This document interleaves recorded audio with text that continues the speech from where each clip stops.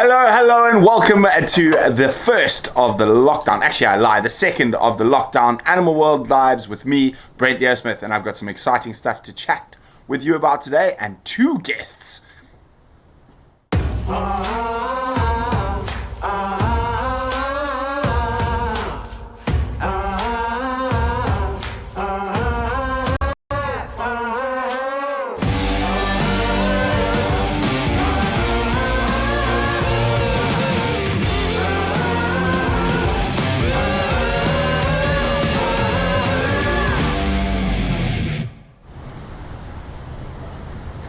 Welcome. As you can see, I'm sitting quite bundled up here in a cold Lowveld of South Africa, and again, we are very privileged to be out in the bush during the 21-day lockdown on the Rietspraat Game Reserve. So we are very lucky to be here, and it's so great to have you. They finally fixed those undersea cables, so it is enabling us to go live again. Obviously, wouldn't be able to do this without some magicianry from the one and only Wium, who is in final control, so to speak, directing the show this evening, and we have the one and only Zander on camera. So very exciting stuff.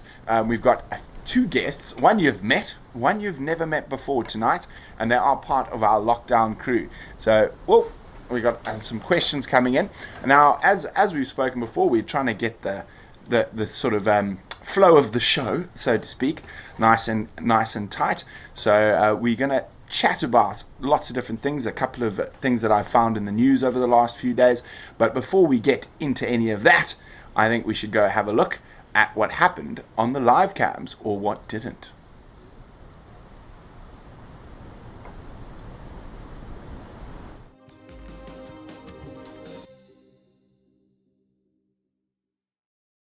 It's the April Fool's one, eh? Right. Apparently we've had a little bit of a whoopsie there, but don't worry. What did we see there? Some rhinos, I'm sure, some giraffe.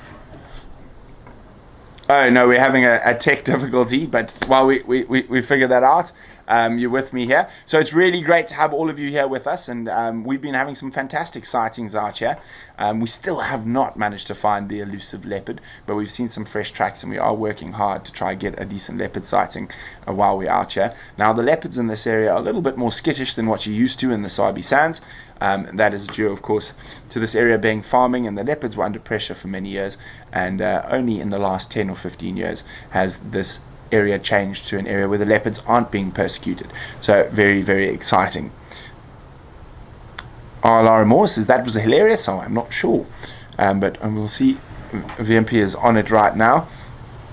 Here we go. We're going to talk about the April Fool's joke shortly. I see people are already commenting on it. I thought it was very clever what Wium and Zander started with. So Wium started playing around with it months ago, and he showed it to me, I think, in our first week here in lockdown, and Zander had started adding some more animals, and I was like, guys, the 1st of April is coming now. We have to do something with this.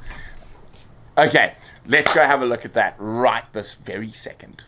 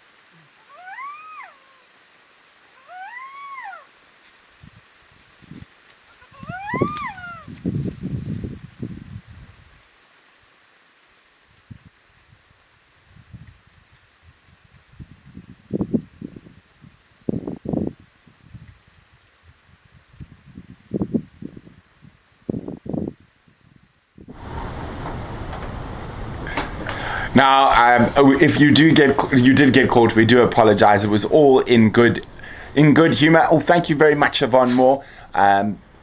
So yes, we decided that it'd be quite nice, and especially it was quite nice for us because it was able for us to bring around a bit of the fake news that's happening during this COVID-19 pandemic. There's a lot of stuff saying animals are appearing in places where they haven't been and whatnot, and however, a lot of that has turned out to be absolute twaddle. The dolphins in Venice, for example, the geese have always, or the swans have always been there, and the elephants in China, they've always come to that area. So we just thought we would have a little fun, and we did make sure it was on April 1st. So it was very fun, and of course, most of you will know now that was probably about 8 months. Obviously not all the footage, but about 8 months worth of footage from the Leadwood hyena den cam or burrow cam.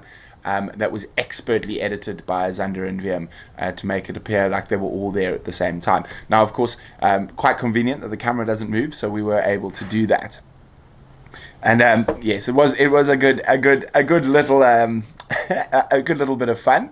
I'm just gonna see Chef Lady, the art fart gave it away for me. Mrs. Grumpy says all it needed was Brent strolling down the middle. Well, there is one of those as well somewhere. I have a look on our YouTube page after this. There is one of me sitting down with the hyenas all running about me. Thank you, Darcy Ann. Let's see.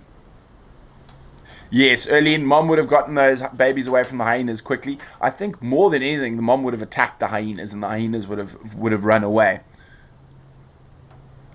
Dov, my brother, thinks it's really like that in real time. Well, you never know. The one thing I say, the bush can always surprise you.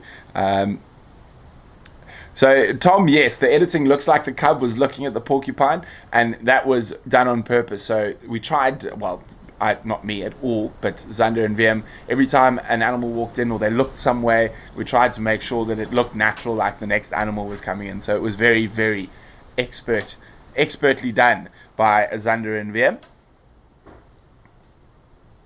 Alara Moore says you guys could do CGI for the movies in Hollywood. Oh, I think they could, but I think their real passion is bringing you real wildlife. So that was quite fun. Okay. We're working on a project. They're working on a project. I don't even know about this project. I might have to sit down with these guys before they catch me out. Now, of course, it has come for that time of the day where we get to find out what Brian has been up to.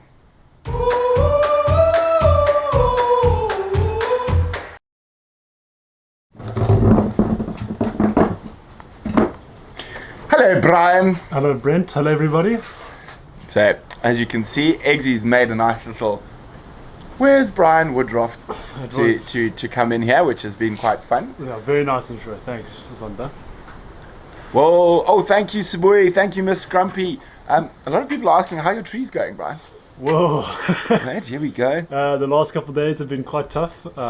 It's been very busy fixing the badger and towing tractors. So he's trying to make an excuse for not learning his tree. Basically. I think I've got the first 10 down, with the scientific names taking a bit of a back seat at the moment. I'm just trying to get the common names right for the first 23, is it? With the 23rd being that special one I'm into. And you have to ID yourself, right. Yes.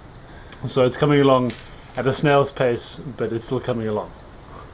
Here we go. Let's see what other questions we got for Brian. Yeah, so Brian, Brian's been doing quite a lot of maintenance or work with me on vehicles. Yes. We managed to break our whole exhaust system recently. That was fun. We actually ended up sounding like a drag racer, I suppose. Yeah. Like a couple of Harley Davidsons. Yeah, the Harley Davidson, the badger started sounding like that. Thank you, Kalena. So we actually we took out the whole exhaust. Yeah, took the whole thing out. We had it welded. Well, went to go see my dad because our welding's not very good. So Dad kindly welded it for us while we kept outside his workshop. I need to do some welding practice when I get back home with my welding machine. Let's see this. I've got a few questions I want to mark there while we chat. So yeah, that, and then we went to help Paul with his tractor today. Yeah, that took quite a while. The tractor won. Yeah, absolutely. We couldn't get it into first gear, so old Paul had to reverse it for about 3 or 4 kilometers. You might have seen on social media, I think I popped something on my story there, Instagram, that I reversed for about the first kilometer, and then I was like, no, this is going to take too long. I've got other things to do today. So unfortunately, Paul had to reverse the tractor home. We will get someone in to try sort it out. Yeah, please. Yes. Yes, that was quite fun. And I saw, a question I wanted. The Cupcake Wolf. Hello, I recently just started watching your channel, and I'm curious about something. Why are the animals so tolerant of you and your crew? Well, wild animals are generally quite tolerant of vehicles and stuff like that. When you're on foot, and if you get the chance to watch the last episode of Tale of Two Mothers, which was yesterday, and thank you for all the lovely comments about that so far. Episode 7, we actually got a little bit of a charge by a lioness on foot. However, when we're in the vehicle, we can approach most animals very closely. Now, there's a couple of different reasons for this. The main reason is they do not have an evolutionary response to us in the vehicles. So lions, leopards, hyenas, giraffe, zebra, warthog, impala, everything have an evolutionary response to the bipedal figure of man. Man is the dominant diurnal predator, so when you are walking around, animals generally tend to react more negatively. However, a car has only been around for 100 years or so, so they don't have an instinctive, inherent evolutionary response to the vehicle. So if you drive carefully and considerately, and you don't, same thing as if you don't want to run up to a person, you drive at oblique angles and whatnot, you are able to get very close to wildlife. So I hope that answers your question there, Cupcake Wolf. It answered my question about... There we go. Joe, yes, back on that. The lionesses would have attacked that hyena if it had been real. Oh, thank you, Vicky. Pterodactyl, I definitely am better at using a grinder. I think so is Brian than welding. We need to practice our welding. There we go. Kalena, Brent is the only person who pronounces my name right. Well, thank you. Okay, so Brian, can you tell us what else you've been up to? Well, today was very special because I got to see my first white rhino in the wild ever. I've never seen rhino before, and I actually didn't notice it was there until Brent, the bush wizard, pointed it out to me, and it was very special. I didn't know what to say. I felt like a child. So I couldn't stop looking at it. I'll be popping up a little video of Brian's first rhino sighting on Instagram after this, so go check it out there. I couldn't believe how big it was. These things are huge. They are absolutely massive. There we go. Let's see. Mara, we are making masks for the hospital. We call on the part of the pack, all members say hi. Well, absolutely wonderful work. And again, just a big thank you to everyone who is out there fighting COVID on the front lines, whether you're at home making masks and donating masks or food parcels for the needy, or you're a health worker right on the front line. We send our absolute thanks and thank you very much. Now, Brian. Yes. What are you looking forward to doing tomorrow? Tomorrow, I feel like we are going to go tracking the lionesses in the morning.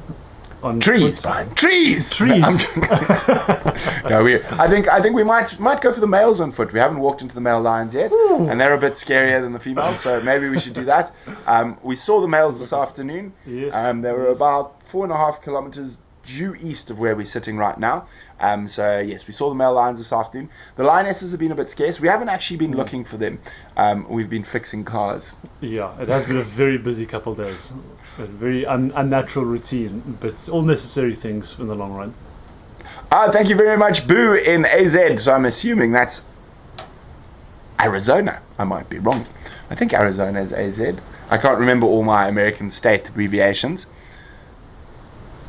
There we go. Brock Anderson, Billy Idol. It's a nice day for a white rhino instead of a white wedding. Bush baby, Khoa is inside safely behind us somewhere. She's sleeping on the couch, actually. I can see her. She looks a lot warmer than us. Yeah, she's a bit warmer than us. We've got our jackets on. It's quite windy out here. Let's see what other questions we got here.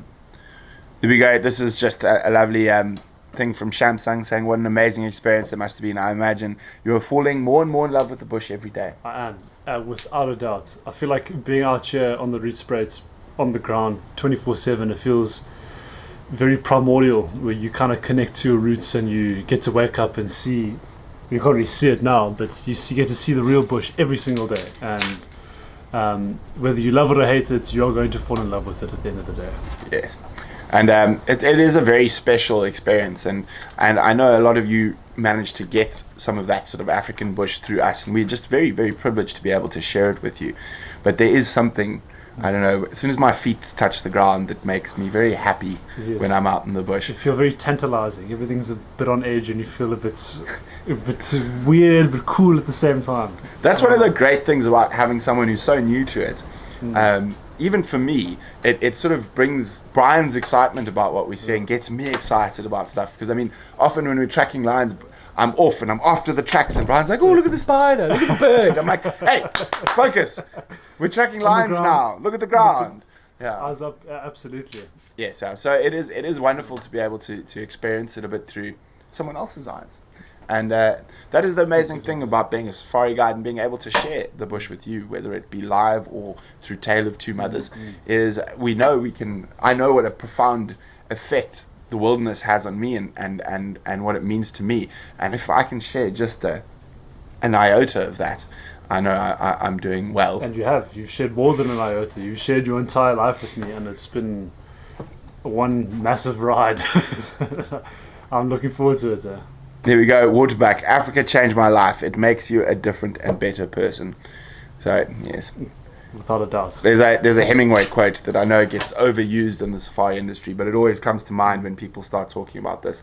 That I never knew a morning in Africa that I didn't wake up happy. Oh, thank you, Velma. Yes, I hope to see you in 2021 as well. It'll be great to catch up with you the next time you're in Hoedspruit, Velma.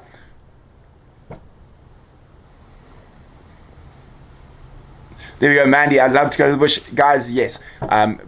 If you ever do get the opportunity, and I understand that some people might not ever get that opportunity, but if you do get the opportunity, even if it's to go once in your life, come to Africa.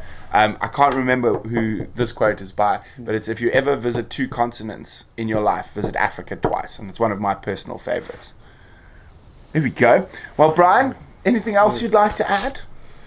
Well, just that we're looking forward to a very busy lockdown period, and going out 2-3 times a day on the back of the Badger, filming and giving you guys some incredible footage, and looking forward to continuing that process. It's very tough living on the farm.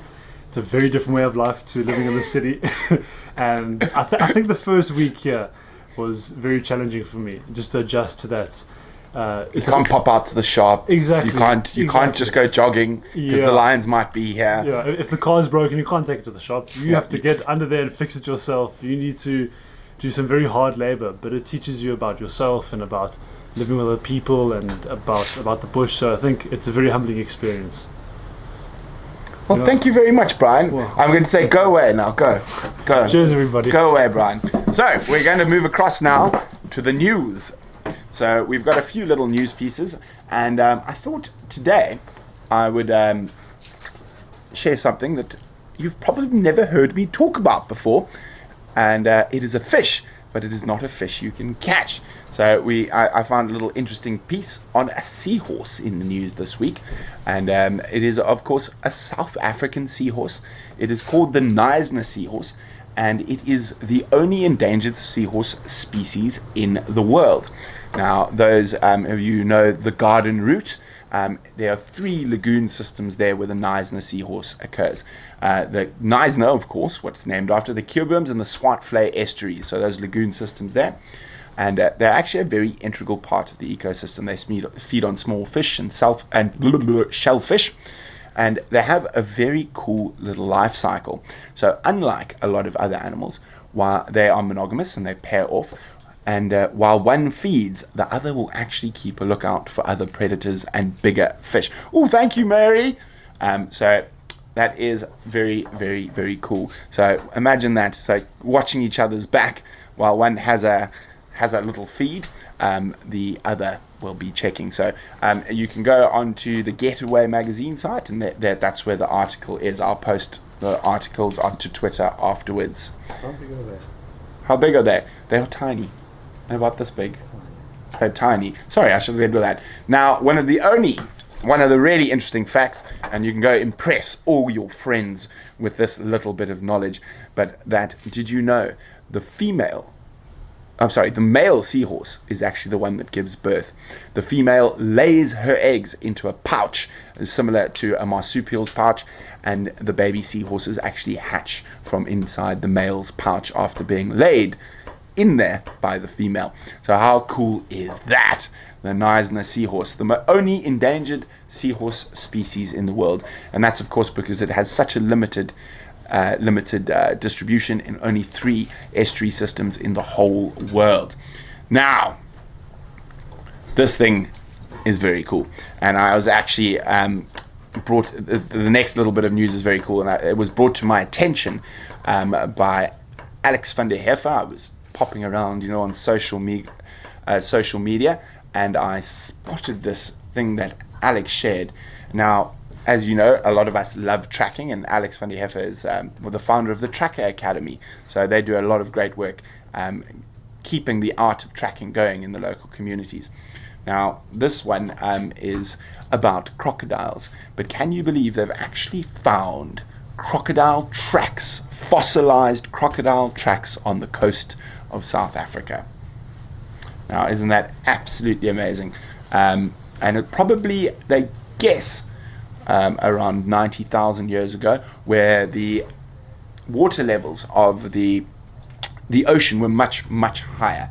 So they were much higher. So were much lower. Sorry. No, they were much higher. They were 13 meters above the water level now. And there's some very interesting sort of paleoanthropological sites along the coast of South Africa, particularly down in this area. Again, that's down actually very close to Knysna. In that area, there's some caves where our old hominin ancestors used to live, and there's actually signs of them feeding on crocodile bones and stuff like that. So that is very, very cool. So from the Garden Route National Park. So that's all our news from that area today. So crocodile tracks and little seahorses. So we're going to keep trying to find some interesting little facts for you that we can keep you up to date with the news. If you have come across any interesting stories or facts, please pop them an email through to info@painteddog.tv, and your facts might be featured in the next episode of Animal World Dive, or your interesting news pieces. Now, time to introduce you to someone completely new. Let's meet Miss Bennett.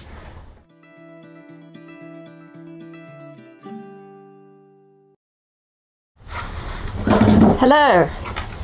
Hello, and welcome, Casey. You saying hello before you've been told to say hello. I've got to be told to say hello. Naughty. So, everyone, this is Casey. Casey is a good friend of all of ours.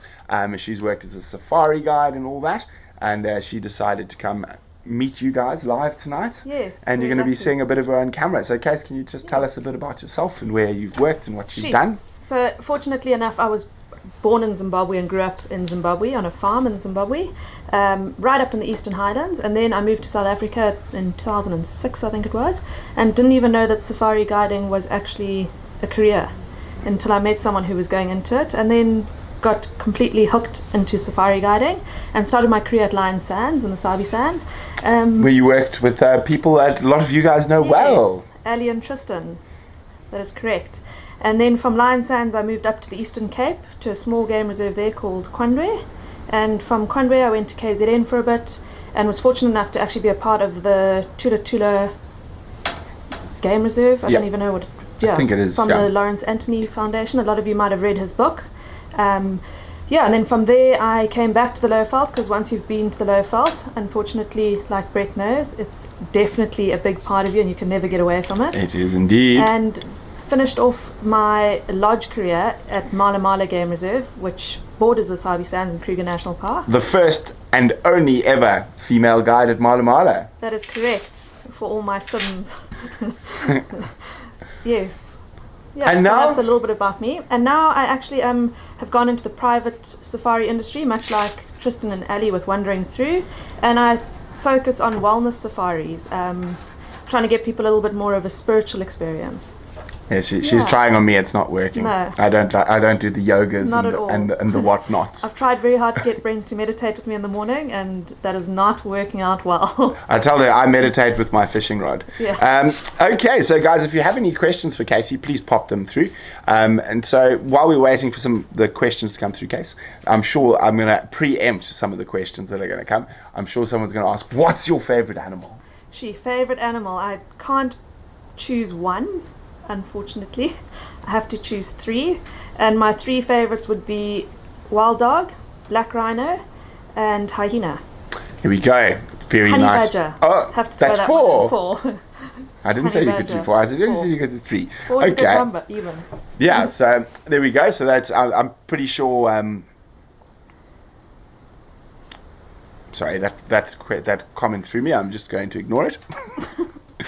Vicky Sana Schellenberger says, "Girl power." That's it. There we go. Chris Odin, what's your favorite animal? We got part. I knew that one was coming. Gabe 25, first female guide. Wow, you must have paved the way for other female guides at Mala Mala. I think. Are there any? Yeah, there's now 3. Oh, well done. Yeah. I thought there might not be. Yeah, no, three girls there now, and I believe they're all doing very well. So very, very cool. Yeah. Yes, Mala Mala is one of the. Oh no, it is the oldest safari lodge in Southern Africa. That is So the whole safari industry in the Sabi Sands started at Mala Mala. Okay, beautiful spot. here we go. There's a bit of a loaded question. Has Sinak, like, is a safari guide a good profession for girls? What do you think? So, a safari guide's a great profession for women. I agree. Purely because we bring in a different angle to the normal male safari guide. I don't want to sound. Yeah, so. You were saying what? What? So, I think female just. You bring in a different aspect to the vehicle, a much more nurturing, kind, soft approach to being in nature. And I find female rangers concentrate a lot on the smaller things and are able to take a drive and not see a lot, but be able to pick up on very, like I say, the very small things on a game drive, which just enhance a guest experience as well as showing them the big things. Yeah, we've got another one here. Waterback, what's your favorite braai food? My favorite braai food. So I'm actually a vegan. So my favorite braai food would have to be big brown mushrooms with garlic butter.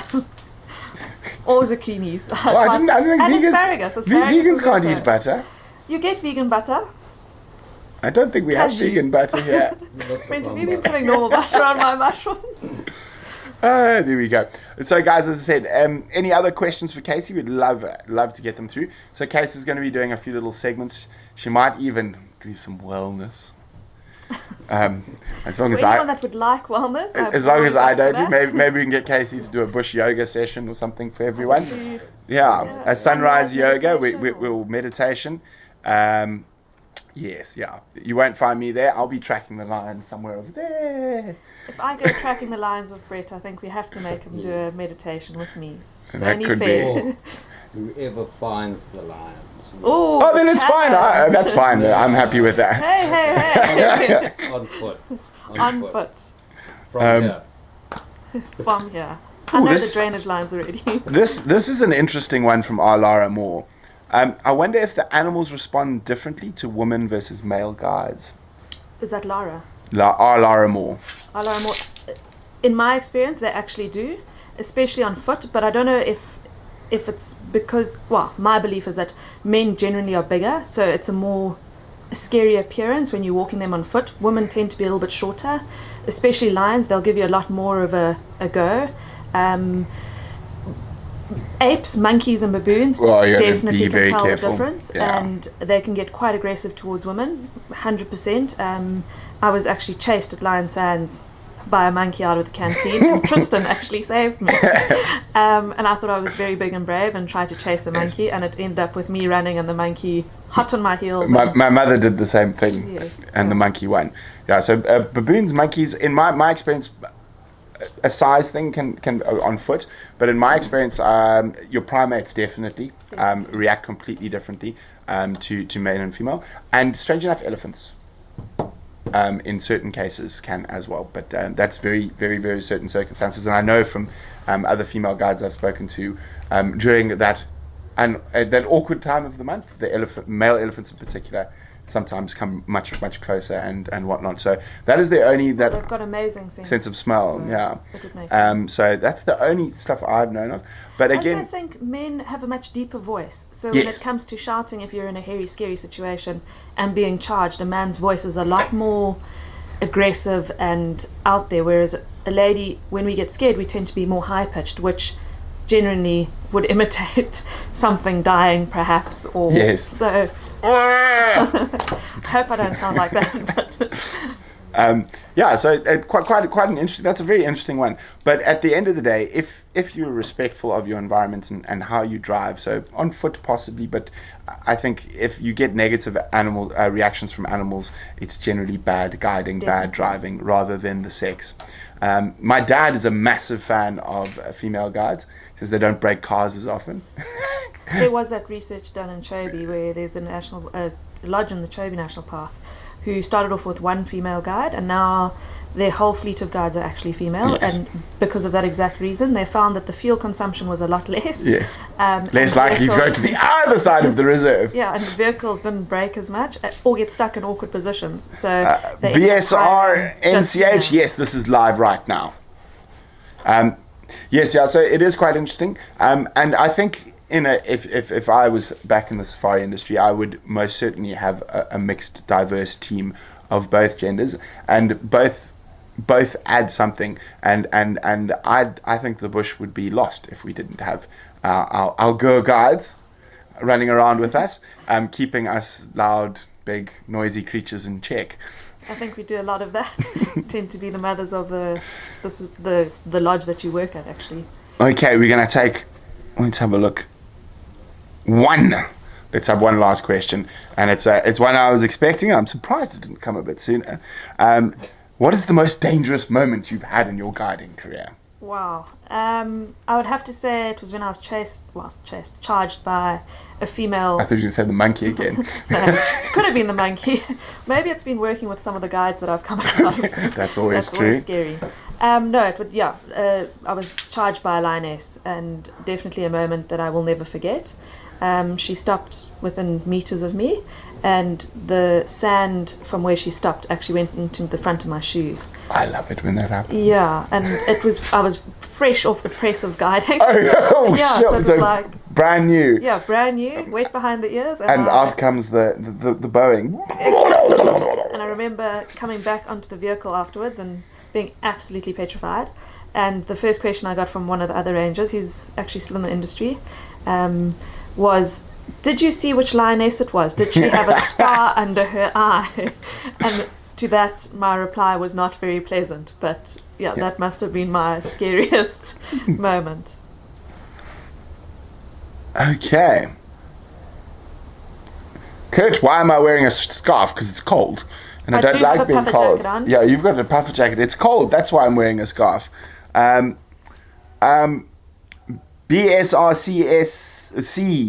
BSRCSNH. Just keep a look. If you click on the subscribe button on the top of our YouTube channel there, and once you've clicked on the subscribe button, click notify, and it will tell you every single time we go live or release a new video if you want to keep up to date with Painted Dog TV.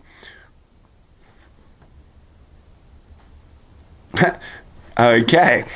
Okay, last question from Velma. What is your favorite? Well, I'm going to change it a bit. Sorry, Velma. I know you know me, so it's okay.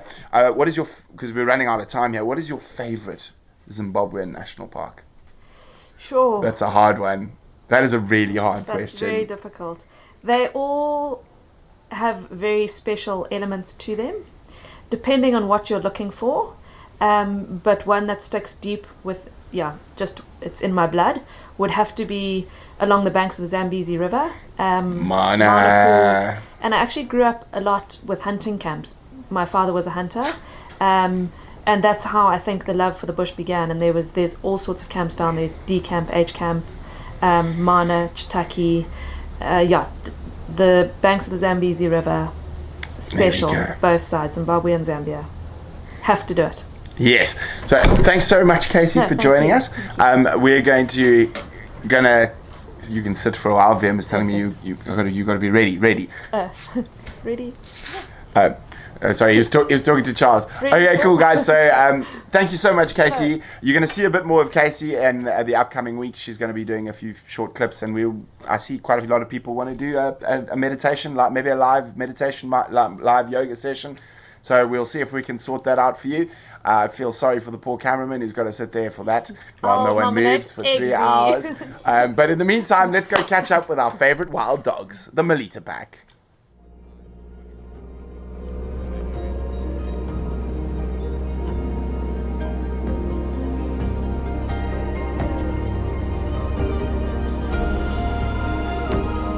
So excitement time, we found the pack and it looks like they're on the hunt. They've just woken up, quite a chilly morning.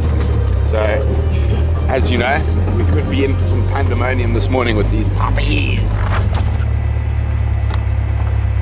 We've relocated the dogs. It looks like they've already made a kill. It's there, the kill's there. I'll update in a second.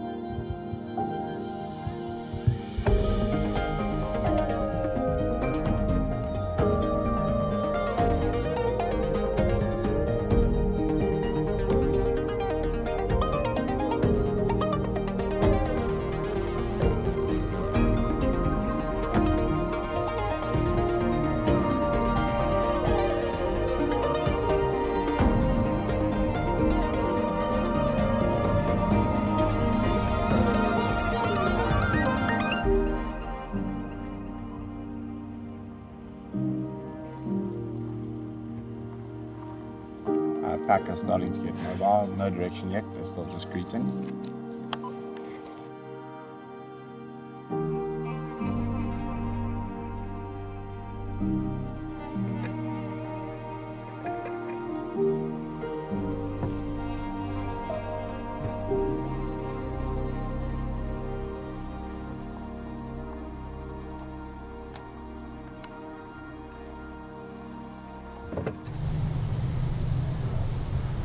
Isn't that great? The Melita Pack are still around and giving us much joy. So we've been following them quite closely. They went far to the east this morning, so literally to the opposite side of the reserve to us, so we didn't make it down there. Hopefully they'll be back tomorrow or the next day around this area, so we don't have to drive too far, although I will always drive a mile to see a wild dog. So guys, it's been absolutely spectacular having you here. Now I just want to chat to you guys quickly. So it seems like we've got some ideas, and I said for maybe a sunrise yoga session live, or a sunrise meditation session, something like that. So what we will do is we'll put out some stuff on social media, see what sort of time will suit you guys, because remember, we can be quite flexible as long as it's not 3 o'clock in the morning. You don't want to be out in the bush meditating when the male lions are out prowling. Yes, when you can't see them, at least. That would be quite a bad scenario, because lions aren't vegans. They will eat you if given the right opportunity. Oh, that's been great. And as I said, guys, thank you so much. We're very, very excited to be able to do Animal World live again, now that the cables are fixed. So we will be doing the next one on Friday. Am I correct? Yes. And then the next one will be on Monday. So we're going to be doing 3 a week again. We'll try get some guests in from outside as well, but we'll be catching up with Brian and Casey going forward on the Animal World live shows, and again doing the news. So if you do find any interesting snippets of news, please pop them over to info@paintedDog.tv, and we'll see if we will feature that. And lots of exciting stuff coming up. We're busy developing lots of really, really cool stuff, and some very cool technology stuff that's going to make it easier for you to get all your wildlife news in one spot from Painted Dog TV. So keep an eye out on social media for that news coming. I'm so very excited. We're also going to be running a competition when we launch that. So get ready to win some goodies, some fun things, maybe some sharp things, maybe some bright things, maybe a pretty picture or 3. So we'll be running competition soon. We'll be very, very excited to launch some of the new stuff we're working on. And of course, we are very close to also opening up a second area where we'll be operating from, which is within the Greater Kruger. So very exciting stuff, guys. And while this lockdown is on, please stay at home, please stay safe, please don't catch corona. And again, to all the health workers out there, thank you so much for your work and dedication. And to the people at home making masks or food bundles for the poor, all of that work is truly amazing. And I think I said at the beginning of this pandemic that I hope the world comes out a slightly better place and we have a bit more compassion for each other after this nightmare of a disease that is spreading through the world. And it doesn't what's the word I'm looking for, discriminate. So please be careful, please be safe, and make sure you guys are safe out there. So thanks so much, and hopefully the lions come to visit us. I've been hoping they were going to roar while we're here, but since they didn't, I'll do a lion roar for you to close the show.